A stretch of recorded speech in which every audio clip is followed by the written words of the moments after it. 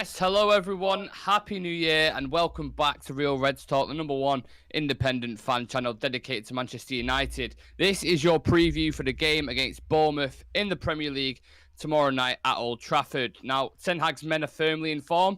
3 wins from 3 since we come back from the World Cup, and we will look to continue that run to stay in the race for the top 4. A lot of big teams dropping points around us at the minute. I think Spurs, Chelsea, and Liverpool losing at the minute as well, so it's an important point to capitalise on.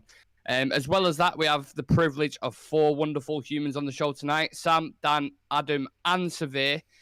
We've got a 5-a-side, literally 5-a-side team. I'm not going to ask you all individually how you're doing because it takes too long, but just a thumbs up if you're doing all right and a thumbs down if it's a bit shit. 1, 2, 3. Right, that's not too bad. It's not too bad. It was a lot worse last time. I think 3 of you all just went like that last time. I was like, oh. Yeah, okay, fair enough. Yeah, anyone watching, if you haven't subscribed to our channel yet, please do. The content, graphics, discussions are getting better and better, and we couldn't do it without you guys, so please continue to show support for the channel. We're almost hitting 900 subs now. I think we're on 874, is it, Sam? Yeah. Yeah, 874, so we're getting closer and closer to our goal, and yeah, thank you for the continued support you guys show. We always start our previews off with a bit of a test in regards to the opposition, so I've got a question for you lads. The first question is, who is Bournemouth's top scorer? Solanke? Nope. Kiefer Moore? That's one of them. Right. Oh, there's 2 of them? Yep. Okay. I only know the 2 names. At least you're honest. Former players. At least you're honest. Do you want to guess how many they got, Sam? Is there 3 of them? No. How many goals they've got? Kiefer Moore, I'd say 4 goals.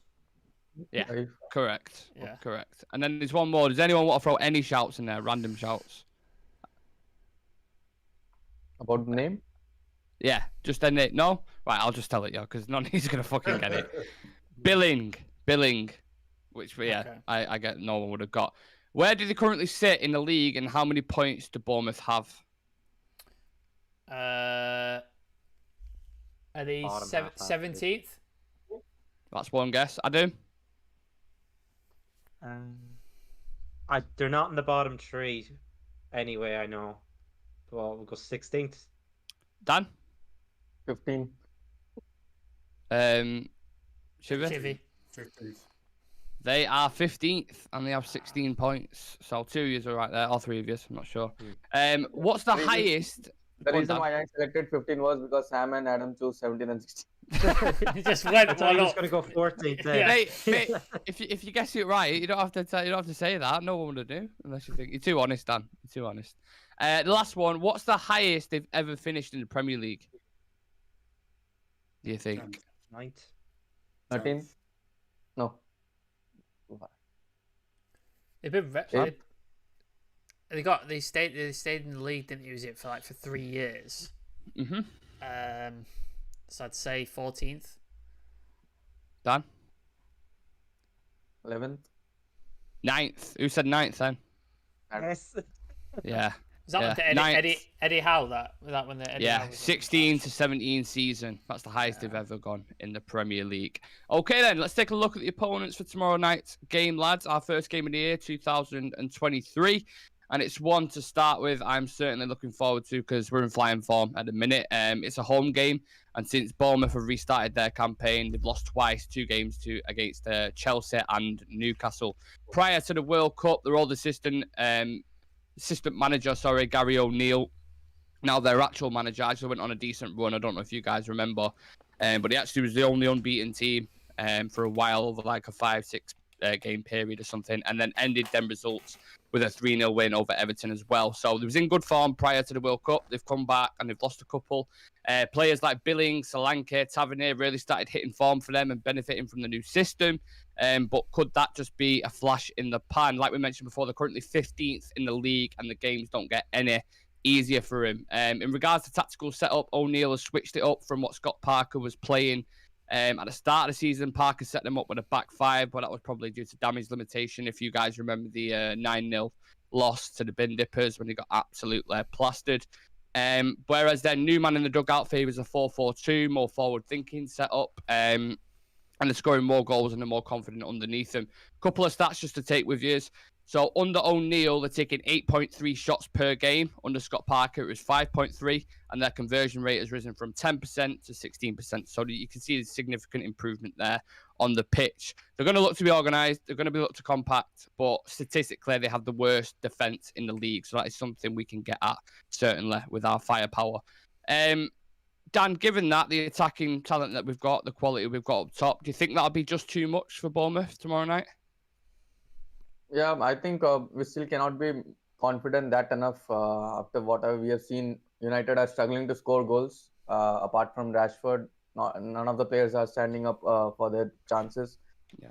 So these type of games will decide the season. So I don't want to lose these chances, and I would place a starting best 11 against these type of teams. And these are the winnable games which will decide our season. And they have been very not that consistent. Bournemouth, like whenever they lose, they are losing with like 3-0 and 4-0, and when they win, they also are scoring 3 goals, and they are also giving tough competitions to teams like I think against Leeds the scoreline was 4-3, and against one of the big teams the scoreline was something like this. So they can score goals. So that's where I want to place a starting level which is very well capable of scoring goals. And considering the formation, they start more like a back 5, and already we are struggling to score goals, and that could even add more trouble in our way. So I would rather start all the good form players instead of giving them the rest. Yeah, Dan's taking absolutely no prisoners there. Go straight for the neck, and on the front foot from the start. I like it. Survey, do any of their players worry you at all? Does anything about them worry you at all? Or do you think it'd be more a case of how we set up if we're on the... What's the right word I'm looking for? If we're just on it, basically, from the start. As long as we do that, we'll win the game, no problem, yeah? Yeah, I'm not... excuse me. I'm not particularly worried about any player, any individual player, but them as a team. If they're organized, they have everything in their power to sort of stifle the game. And these kind of games are the ones where we have to score early, because if we don't, if it's 0-0, we go into halftime, and the longer it gets, then the crowd gets frustrated, and then then everyone starts to get a bit nervous, and then it becomes one of them tight games where everyone's a bit on edge. So I don't know particularly. I'm not really worried about any single player. It's just the way they set up as a team. The new managers come in and turn things around. Well, sort of turn things around, but then I still think we have enough firepower to deal with them. I'm not worried about Bournemouth, to be honest. Yeah, it's only Butlins FC in it. We don't need to worry about them too much. Just looking at previous encounters with Bournemouth, we've played just the 12 times between each other, and Bournemouth have only won 2 of them. So we are the heavy favourites in this one. And for injury-wise, for us, Lissandro's back in training. Scott McTominay and Dalot are close to being back as well. So we almost have like a full squad back, bar Twanzebe and Sancho, I think, although Sancho has come back to Carrington to continue his individual programme. Adam, how important will it be to keep this momentum going into these games up against, when eventually we come up against Arsenal and City, the big ones? Getting the points in these is really significant, isn't it? And especially building confidence too. Hopefully we can actually start finding the back of the net a bit more and spread the goals out rather than just Rashford. But momentum's the key word, and it's one thing we've never really had for the last couple of seasons as well. Yeah. We'd always have maybe 2 wins on the bounce, then it'd be a draw, and then 2, we were so inconsistent. So having a string of wins put together is important, especially going into the top 2. We're playing the top 2 in the league, and arguably what many would consider the best team in Europe right now, just that they're not top of their league. But I think if we can especially get the 3 points tomorrow, it's definitely a building platform to build your confidence as well going into that Arsenal game. Because after looking at Arsenal against not Bournemouth, against Brighton, wasn't it, the last night? Defensively, they look all over the place and they will concede goals, but we're kind of struggling to score goals. Yeah. So it might even out there. So if we can actually, get a few goals tomorrow night, it builds that momentum going into that game and confidence as well. So it's very, very important going into that sort of derby and then Manchester derby. And that's why we need to have that momentum on our side. So it starts tomorrow. Every game's a must-win game from now on. Yeah, especially how the league's going at the minute as well. It's so up and down. Every team are like performing weird ways. Like you've seen different games every single day. On Bournemouth, Sam, you've actually prior to the season kicking off, I think you picked them to go down. Is that still the case, and why? I don't rate Scott Parker as a manager. I don't think he's a Premier League manager, and I think he proved me right in the opening stages of the season. Got absolutely slapped up by the Scousers, and ended up losing his job. Like, I just don't think he's got the capability to manage in this league, and I thought that's what would take him down. But Gary O'Neill has done very, very well since then. Obviously, they've had a bit of a stumble. I think the World Cup came for them at the wrong time. Sort of stopped their momentum a little bit, and they seem to be struggling to get back to that.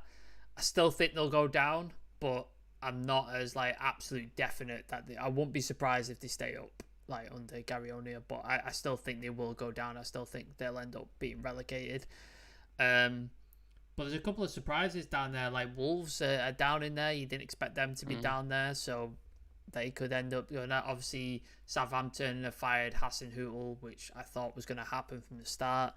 It remains to be seen how that guy, I can't remember the guy's name who's coming to Southampton. He's from Luton, wasn't he? I can't remember his name. Yeah. Nathan Jones, I think his name is. So, yeah, it remains to be seen what he can do there. So there's a lot of teams that could go down. But, yeah, I'm still pretty sure that Bournemouth will be one of them. I think they just don't have enough quality in the squad to stay up. Like, I don't see any player in the squad where I'm like, this guy. Like, there just doesn't seem to be anybody in there. But could well prove me wrong. Gary O'Neill could like turn it around again and rock it up the table. Who knows? Yeah, like it's like a free for all at the bottom there at the minute. Though there's that many teams that could potentially go down. It could be one of the weirdest ends to a season you've ever seen. Just as a general question to you all, is any players, judging from what you saw in that Wolves game, that you'd drop, that you'd bring in? Obviously, don't go into team selection too much, but what players would you deploy in this game specifically to hurt Bournemouth? Anyone can come at me with that. Rashford has to start now, doesn't he?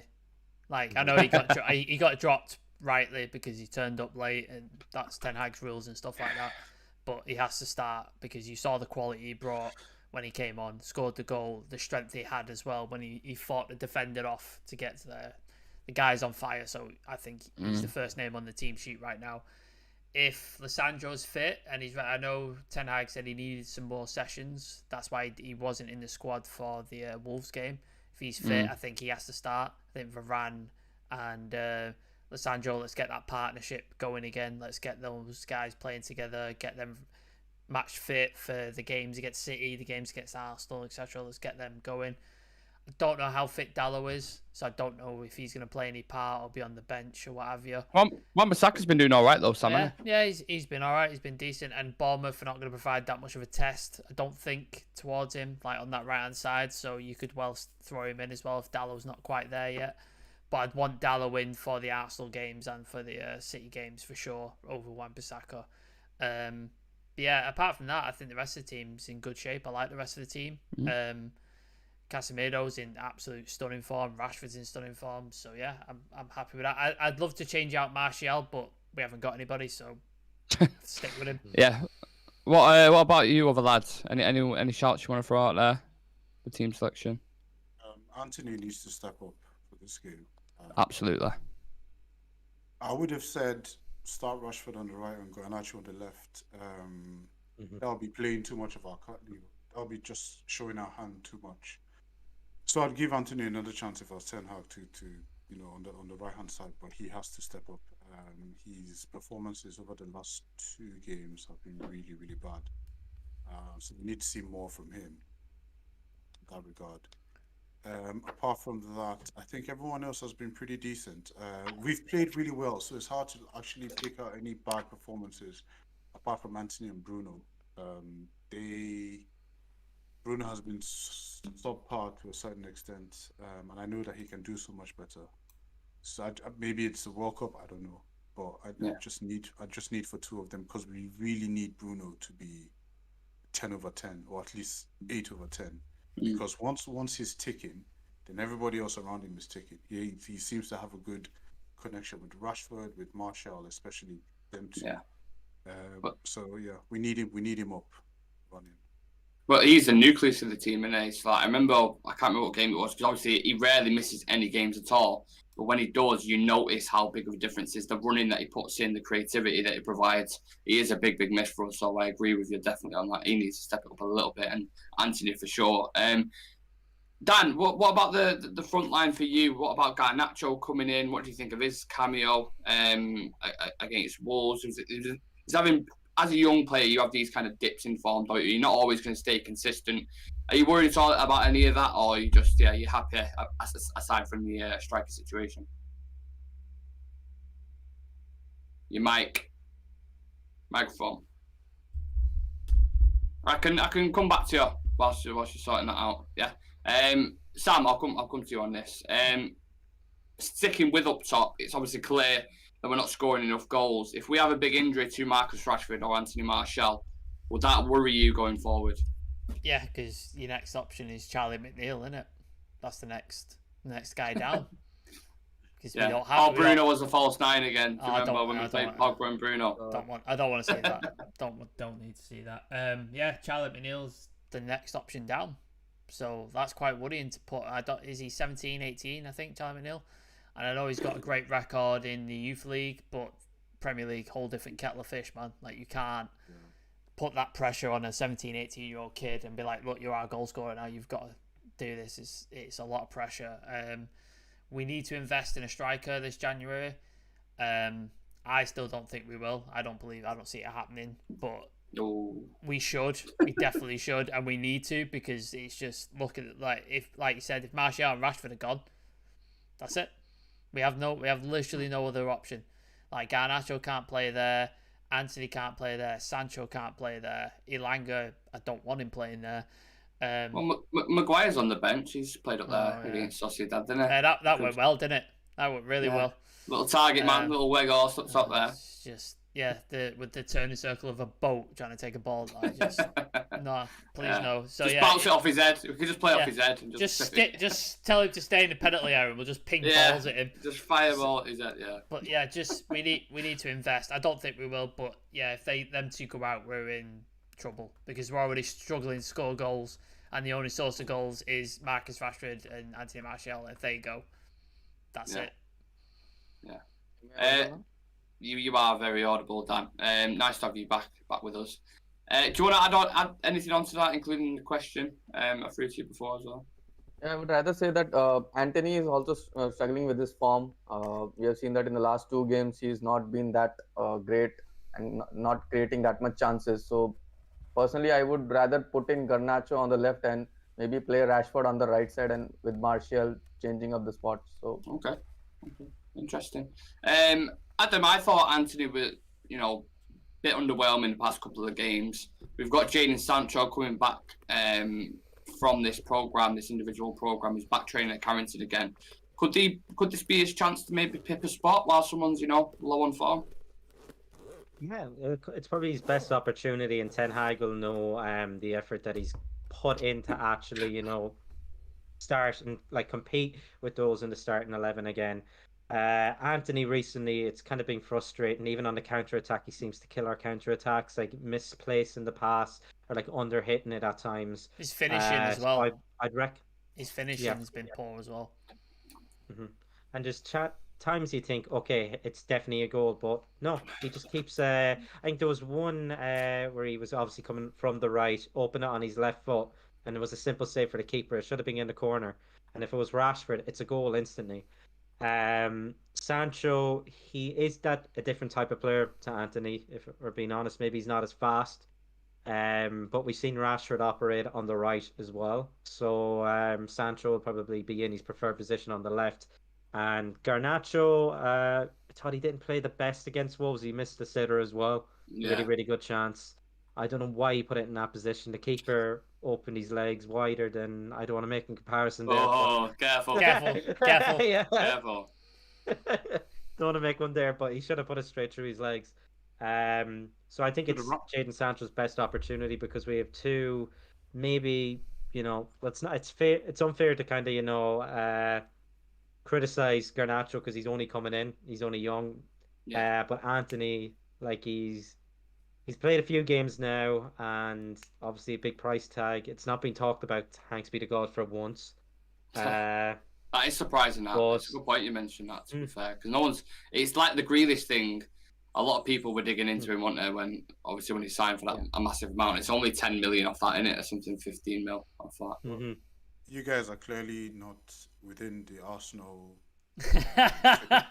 Twitter space because every fucking time Anthony plays, they're like, if Anthony is 100 mil, how much is Bukayo Saka? Like they keep comparing. Fucking hell, like yeah. So you guys. Have you got some I think issues? one person. Have you got I think some one issues, person Chippy? is clearly in the Arsenal Twitter space, judging by the sounds of it. Oh yeah, I am. Yeah, I am. yeah. I actually follow some of their fan channels as well, just to like. Yeah. Yeah. Yeah, just to troll him. But No, just to I'm go joking. there. Just to go there when they lose. To go there when they lose. Like yeah. Yeah. I have it in the background while I'm doing stuff. And just hear Can I just announce some breaking news? Brentford have scored again, so that's game set match.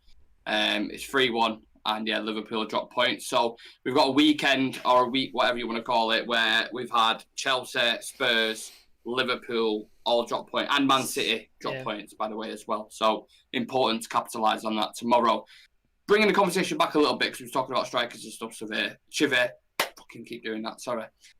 We know at Wolves, Marcus Rashford was left out of the lineup due to a kind of minor disciplinary incident. Not getting up. Press the snooze button. It can happen. We've all had it before. Was the decision that Ten Hag made right at the time? How was you feeling about that decision when it was made?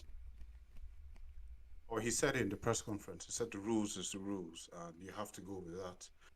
There are many times that Sir Alex Ferguson did the same thing to some of his players. I know he showed preferential treatment to Cantona. I think that was the only one that he sort of let him just go, and everyone else within the team kind of had to understand it. Even like Roy Keane had to understand that. Yeah. But he put his foot down with a lot of players. It didn't matter who you were.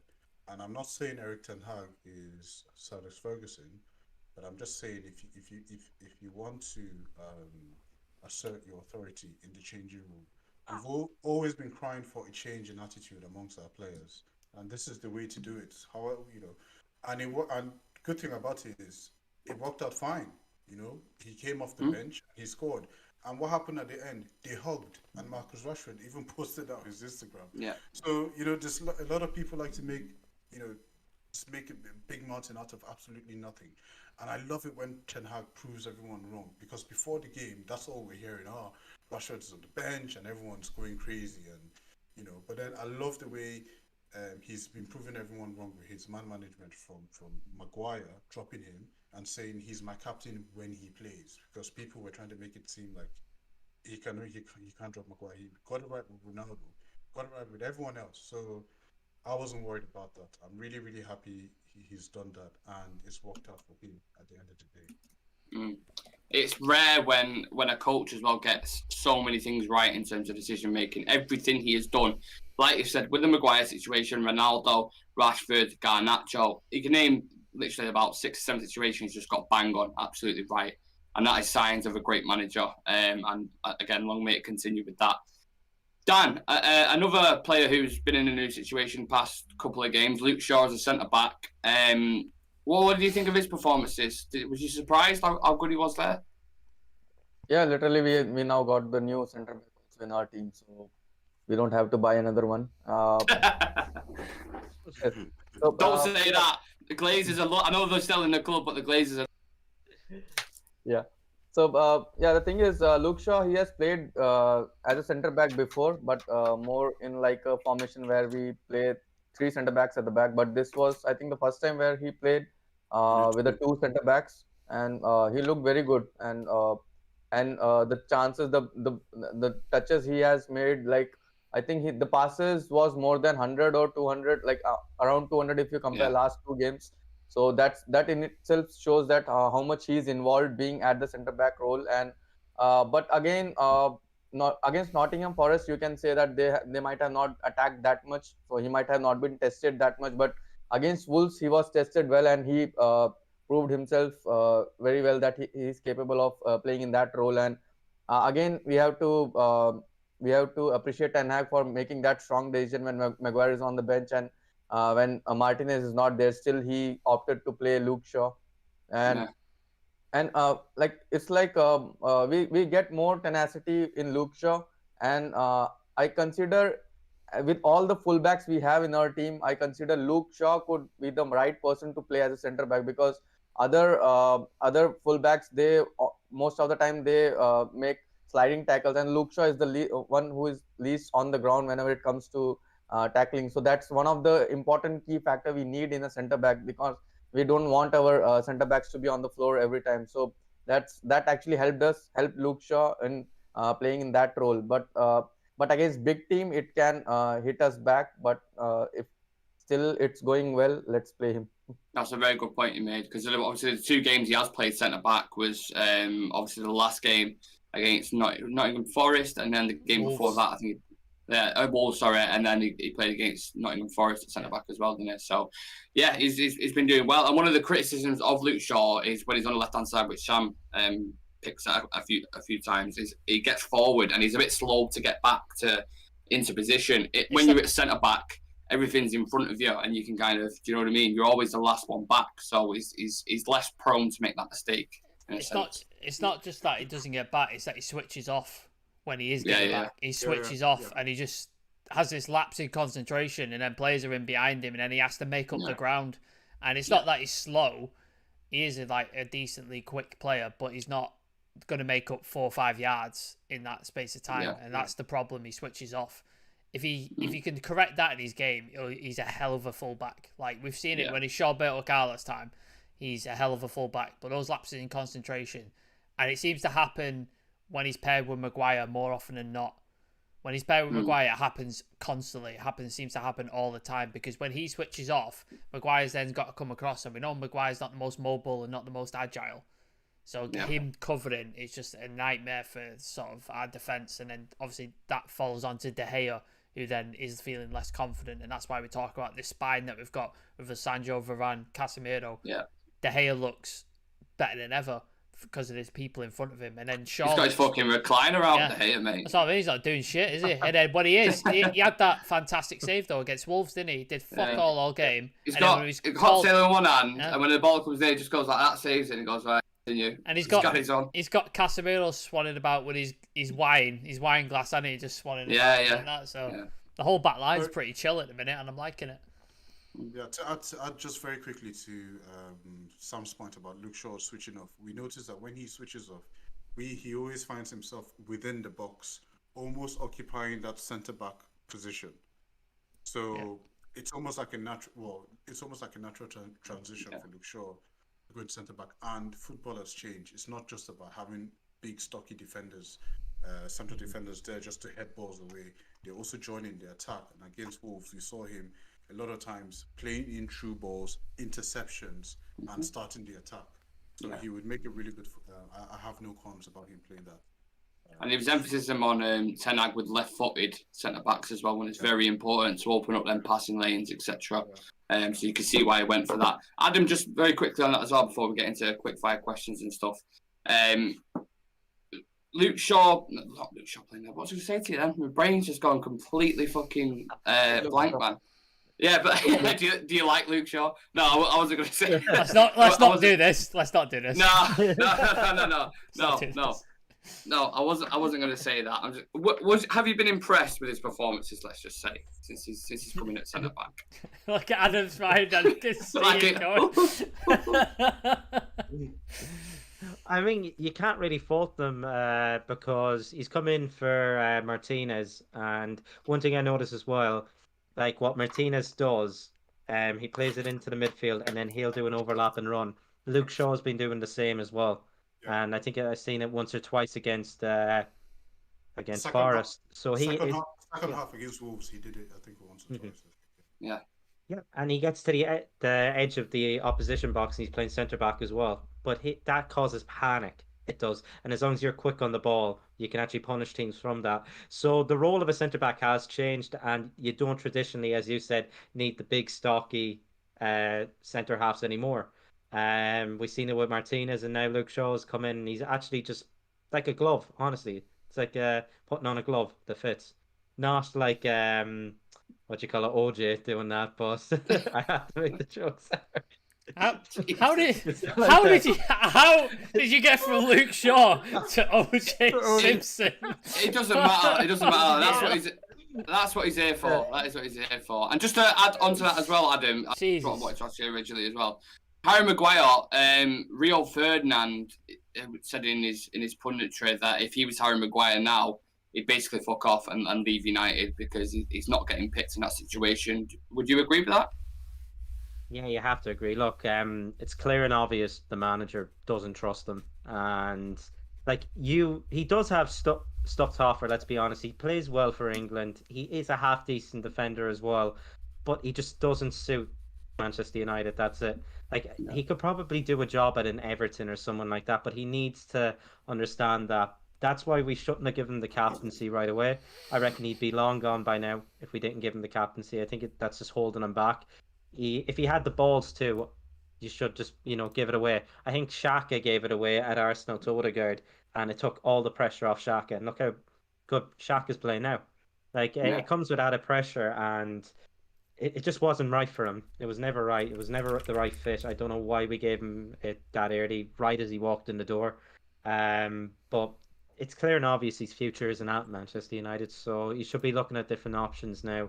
Even having his agent ask around now, whether that's still in England, maybe in Germany.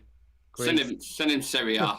It's a little bit more slow pace, and it might be. And yeah, any of our competitors, just send him to there. Yeah, if we can recoup even half the money that we paid for him. I'm sure some United fans will be. If you think from Maguire's point of view, in the starting of the season, he might have been told you have to compete with Varane, and Maguire might have been thinking, okay, that's fine because he's a Champions League player. Then Martinez comes in, and then he might have been thinking, okay, Martinez is playing good, then we can compete with Martinez, and now he's saying that you have to compete with Luke Shaw for a centre back.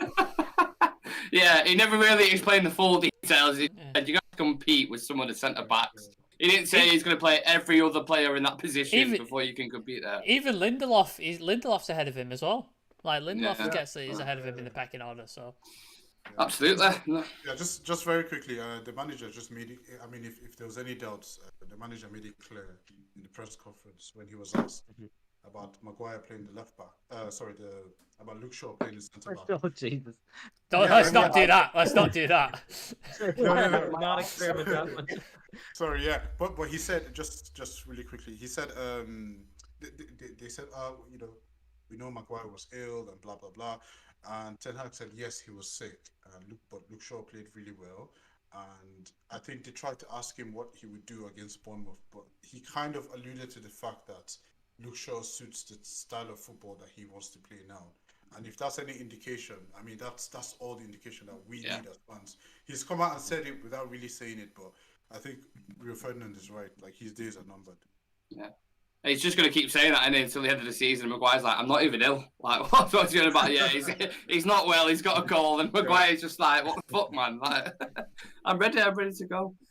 Just a quick stat for you guys on the defence. We haven't conceded a goal yet when Varane and Casemiro have both been on the pitch. Over 500 minutes, 10 games when they have played together. There was one situation at Chelsea, but Varane came off, didn't he? He got injured, where obviously we conceded the Jorginho, and that was a penalty. But yeah, very nice stat to go off there. So let's do some quick fire questions. Will we score at least 3 goals tomorrow? No. Yes. Yes, love it. Will Anthony start? Probably. Yes. Because Sancho's not back yet, so probably. Okay. Will Bournemouth go back down to the Championship by the end of the season? Yeah. No. Yeah, no bothered.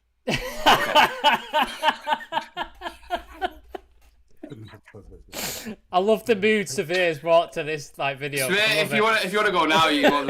He just doesn't give a shit. Like he's not in the mood at all. Yeah, I'm here for it. Bournemouth, I don't. There's Bournemouth fans like on here going for.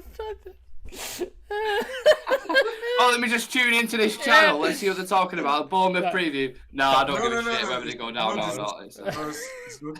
It's no disrespect. It's no disrespect. I don't hate them, and I don't like it. I just. Yeah. Oh. Butlin's Arsenal, the championship can have them. it's Butlin's FC. Don't worry about it. Will Anthony Martial score? No. Yeah. Yeah. Sanchez no. Yeah. Prediction for man of the match? Casemiro. Who? Bruno Fernandes. Who Bruno, did you say, Dan? Bruno. Sam and Chivi, what was the name you said then? Casemiro. Are you pronouncing it wrong? You're pronouncing that wrong. Oh, you want Casemiro? Is that what you want? Oh, They're like, there we go. Wake up. First Casemiro, man. First Casemiro, even better. Last question: will Marcus Rashford get out of bed on time? I hope so, because fucking hell. Like, if a couple $100 a week isn't getting you out of bed on time, then I don't know what will. You know what I mean? seen a thing before on Twitter. It had about 20 alarm sets saying "Get up, Rashford! Get up, Rashford! Get up, Rashford!" So yeah, I think if he wants to pay me, I'll wake him up. Like I'll give him a ring. Absolutely. I'll wake him the fuck up. I don't care. Absolutely. With that, did you answer that then, Adam? Sorry, did you say yeah? Just not like it said. Oh yeah, I said he'd have. Oh no, he'd have it set like an hour earlier than he was supposed to. Yeah. I think he will learn from that. And again, I like Ten Hag doing that. With big players like Rashford who have a lot of power in that dressing room, it's just kind of simmers everyone down. Whoever's thinking about staying late, I don't know. With that said, let's do predicted 11, fellas. Who wants to go first on that? The floor is yours. Whoever wants to take it. Go on, Adam. Start with your striker. Okay. I'm gonna go David De Gea in net, Wan-Bissaka, Varane, and I think Martinez comes back. Luke Shaw back. Then Casemiro, Eriksen, and Bruno. Then I'm gonna go Rashford, Martial, and Anthony. Nice. Dan? Yeah, similar, but I think he will still play Luke Shaw as a centre back and Malacia on the left. Okay. Sam? I pick that Adam's team. I think that's the team that we go with. Okay. So where do you pick Adam or Dan's team? Dan's team. Okay, so we've got a split there. Yeah, was Martinez on the bench the last game? No, but Ten Hag said he was optimistic he'll be in the squad. So whether that means that he might start on the bench and then bring him on, I don't know. Yeah, you'll be on the bench. Yeah. He Okay. came for the training today or yesterday? Who? Martinez. He was training. Yeah, The other day. He was training the other day. Yeah. He was taking pictures with his World Cup medal at the training ground and stuff. So Yeah. Legend, absolute legend. But even regardless, like I don't mind if he plays there again. He's played all right there, so I'm not too fussed about it, to be completely honest.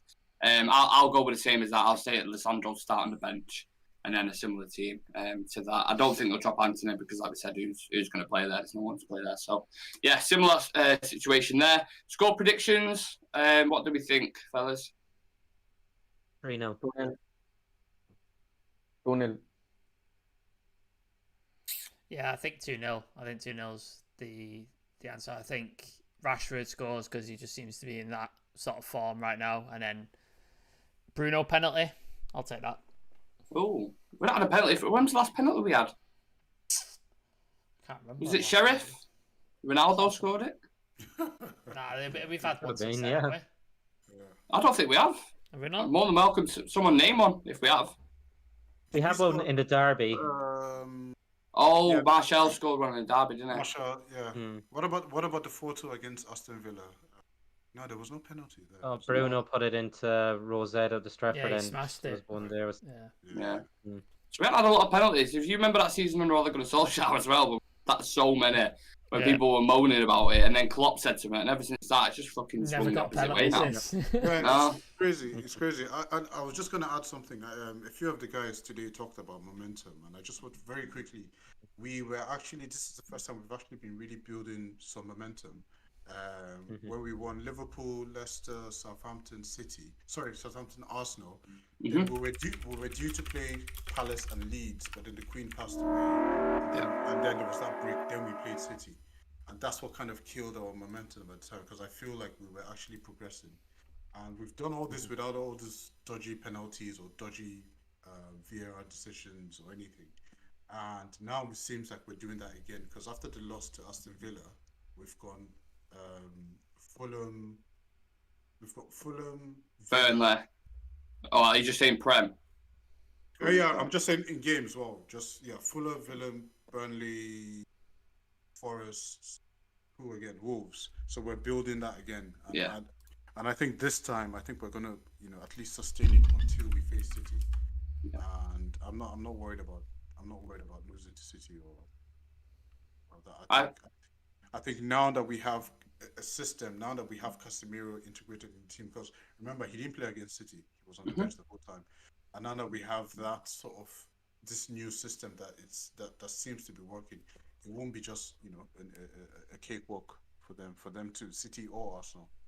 Yeah, I felt like the start of the season was a bit like you were swimming through mud, and we navigated our way quite well. And now the other teams are starting to get that bit of a tough, muddy kind of fixture, and some of them are dropping points. So we've done well to navigate through that. And now we've just got to pick up the points at the games where we're supposed to. I think the first two games, I think Ten Hag tried to play the way he wants to play and realised the players aren't up for it. And he had to tweak and change things. And now he's developing the players, and he's coming back round to that sort of style of play. And he's like, right, I'm getting these pieces in place now to play the way I want to play, and it's paying off. You got someone like Casemiro, like in the middle of the park, being able to take play. Rashford, he's got him absolute firing after last season's abysmal season. He's got the two world-class World Cup winning defender centre-backs pairing at the back. Even David De Gea's looking like his old self as well, like that. So he's starting to build this thing. And at the beginning of the season, you were like, Jesus Christ, he's got a job on, and he's done it in like 6 months.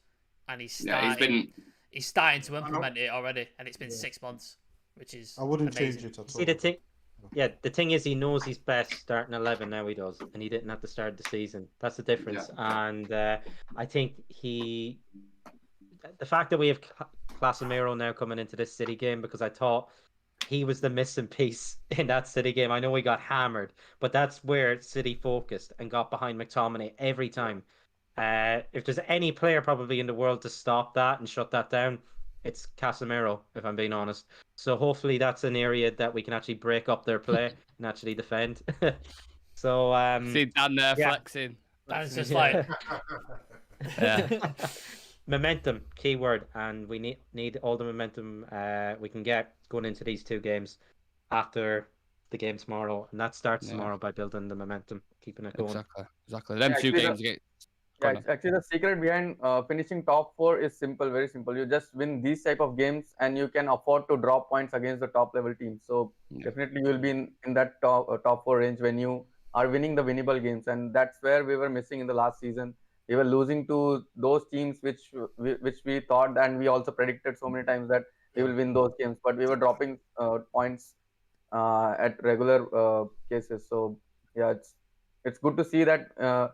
United now, when we go into a games, we are more confident than last season. Absolutely. Go on, Survey. Was you going to add something on then? I was just going to say it's great that we play them in January, Arsenal and City, and just get it over with.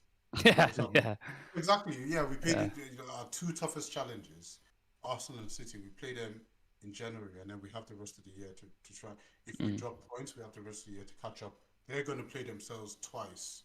Because because Arsenal haven't played City this season, so they're going to play each other twice, and then Chelsea's going to, whilst all that's going on, we get to pick up with the rest of the media. I think, correct me if I'm wrong, but don't Arsenal play Newcastle tomorrow as well? Yeah. So Newcastle could drop some points there as well. So a lot of big games coming up for big teams. That's what the Premier League is all about.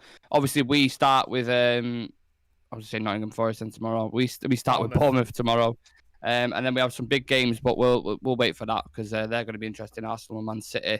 That concludes the show for today, fellas. Thank you to everyone watching. Please subscribe to our wonderful channel and like the video. Let us know your score predictions in the chat as well. I forgot to make mine. I'll go with 3-1. Bruno, Anthony to score as well, just to throw it out there.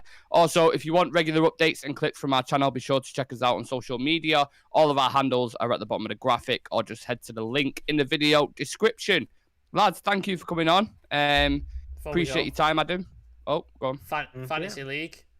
If make sure you get your teams in. There's going to be a load of games coming in, so get your fantasy picks in. Yeah. Get your teams in. Yeah. Nick's catching up to do me that. in the Fantasy League. I think he's like 6 points, 5 points. I'm just checking now, actually, to be honest. I'm 15th. I know you're 12th. I think you were. 13th. I think I'm 13th. I'm 121st. Yeah, he's the Bournemouth of the FPL. Yeah, Adam's the he's- Bournemouth of FPL. Mhm. I'm also catching up. Last month, a month before, I was somewhere around 75 something, and now I have come up till 44. So I'm climbing every Okay. week. Shreyas Okay. is still going on his goal of finishing last. He's going well. Hey, at this So- point, he's just fucking giving up on it. Let's be Yeah. honest. He's just, yeah, he can't be. You know, I arsed, think can he? I have like 5 free transfers. I'm not even joking. Whatever the Yeah. max is you can get, I haven't used any of them. Well, you've got some But teams they playing changed the week. twice. I think Yeah. on this game week, teams like Chelsea and City stuff and, like that. City and Fulham.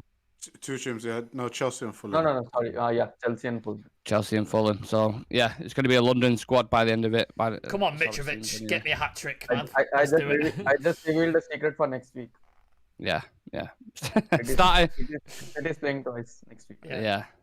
Yeah. Don't stop giving everyone tips now. Let's stop. Right. Thank you everyone for coming on, and we shall see you for the game tomorrow. I was supposed to be going to the game. I don't think I'm going now. So yeah, there will be a watch along for that game. So yeah, make sure you And a tune review in. as well. Me and Nick will be And on a the review. review tomorrow. Yeah, of course. Hope you all enjoy it, and yeah, let's get a win. Thank you for tuning in. Take care. Peace.